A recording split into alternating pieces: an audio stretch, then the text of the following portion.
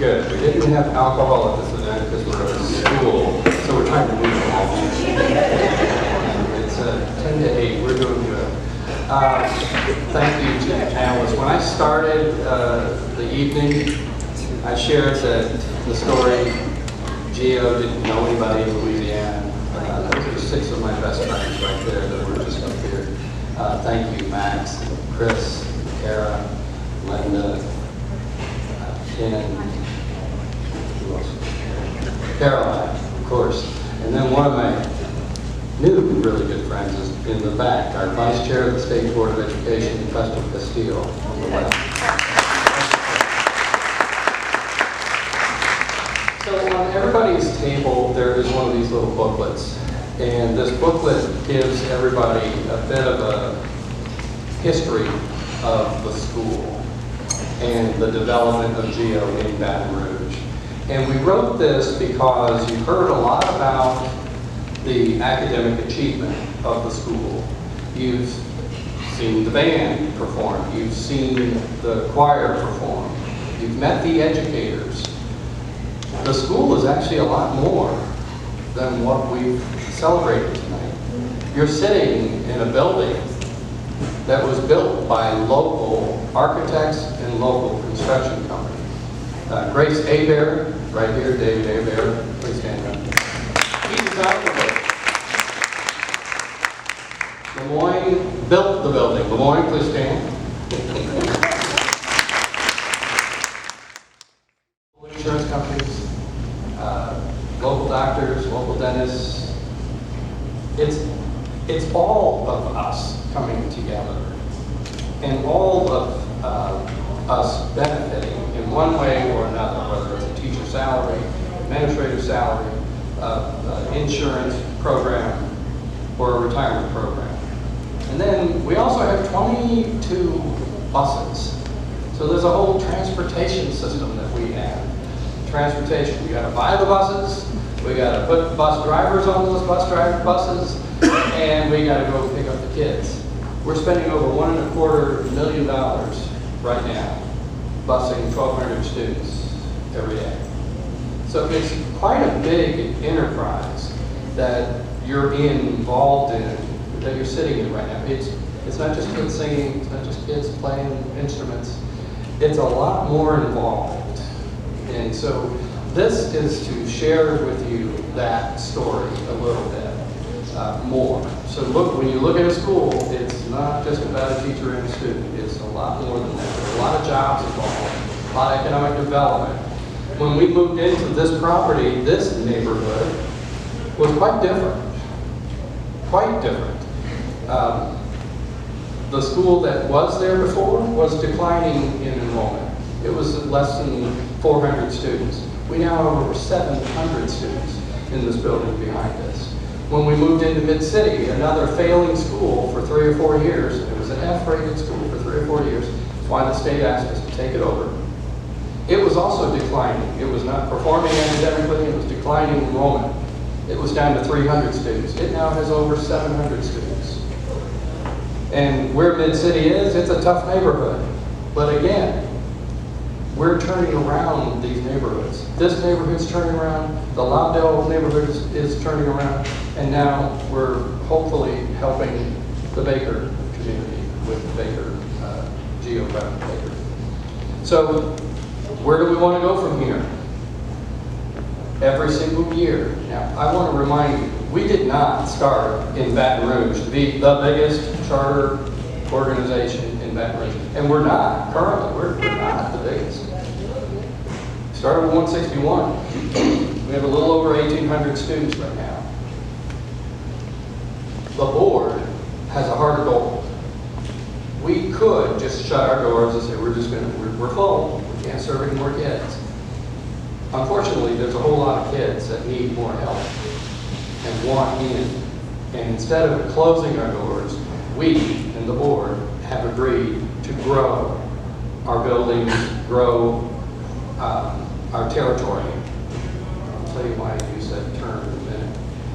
Because we need to save more kids. I tell people, unfortunately, I use that term deliberately, unfortunately, business is pretty good. Because if we weren't needed, we would not be here. So unfortunately, we are needed, and we are here.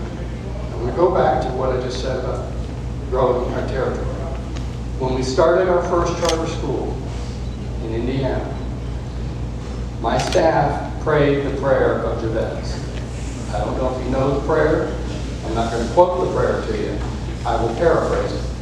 But the reality of the prayer is that God has a lot of gifts to give you.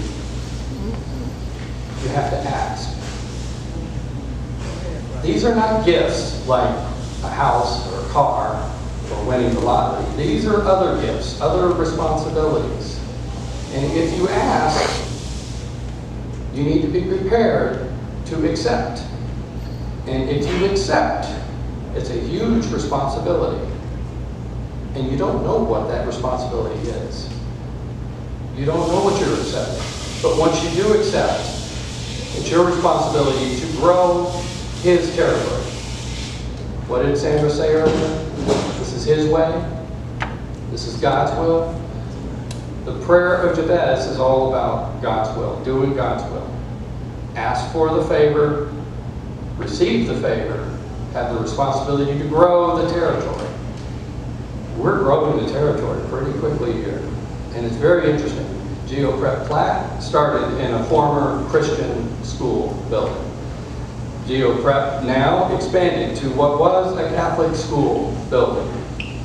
GEO Prep Baker is in what was a Christian school building. Are you picking up something here? It's pretty amazing what's going on. So anyway, if you are inclined to support what we are doing, we do need your support. We do want to grow His territory. And in the back page here, there's a rendering of a middle school that we want to build between the original structure and this structure, a middle school. That will be about a $12 million construction project. One of the key reasons we've been successful is we kept our construction costs down, our lease costs down, our purchase property prices down. We got that property, this property that you're sitting on, which is 16 acres, and that 600 student school for $4 million. $4 million, folks. 600 student school, 16 acres. This used to be a football field where we are. We do have a baseball field. We have a church, which is now the Performing Arts Center, and then we have a preschool. That's not related to us, but it is leasing our space. But we got that for $4 million, which means that our mortgage is pretty doggone low, which means the model that we want to support, teacher and an aide in every classroom, and all of the enrichment opportunities, and then also the college piece, we can afford it. Now, I don't know if David remembers this, but when David first developed this school, the footprint was twice the size as this is right now. Do you remember that? Oh, you did, okay. It was twice the size because he asked, well, how many students do you want to serve? Well, we want to serve 600 students. So he came in with a plan to serve 600 students. I said, cut it in half. What? Cut it in half. Because if we're doing our job, which is putting our students on college campus, they should not be in this building, right? So if we have a building footprint for 600, we need to cut it in half to 300 because we'll have 300 students here at any given time. The other 300 will be over at Baton Rouge Community College or LSU or Southern or any other university that we can find. And guess what? That's what's happening. So if we're doing our job right, we're keeping the mortgage down, and we're affording college for our students, which is really the goal, right? The goal is not to build a bunch of Taj Mahals, or as we call destination high schools. We don't want our students here. We love you. We don't want you here. If you're here, we're not doing our job. We want you over there. We are a launching pad for opportunity. And Baton Rouge Community College has a ton of opportunities. So does LSU. So does Southern University. Why should we replicate what they already have? It makes no sense. So we take advantage of them, and our students win. and our teachers and our educators win, and we're able to provide the opportunities that we have. So I'll just leave it at that. This is a really great blessing. Everybody in this room is a good friend, and I appreciate all of you for being here. I appreciate all of the teachers, the leaders, the administrators, and Sandra probably knows I'm going to do this. I want to point out one particular teacher. Please give it up for Miss Williams. Miss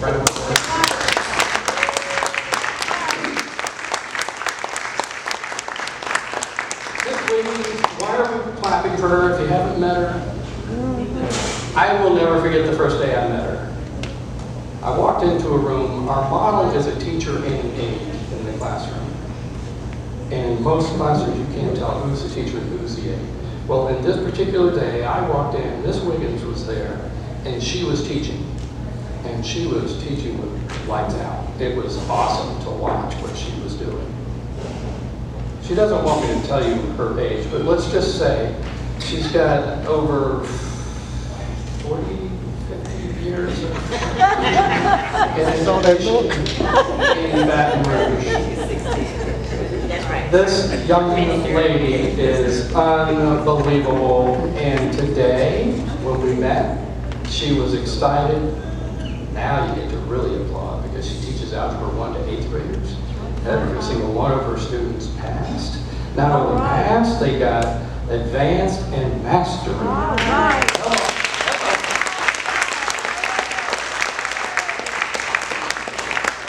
I think we need to hold Miss Wiggins up, and everybody else that comes out, Miss Porter, Miss Porter, who comes out of retirement to come back to educate.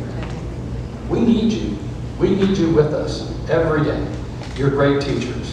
We need you among us. So anyway, I just want to, I love that lady. I don't like that. So anyway, you guys have a nice night. Thank you so much for coming out. Appreciate it.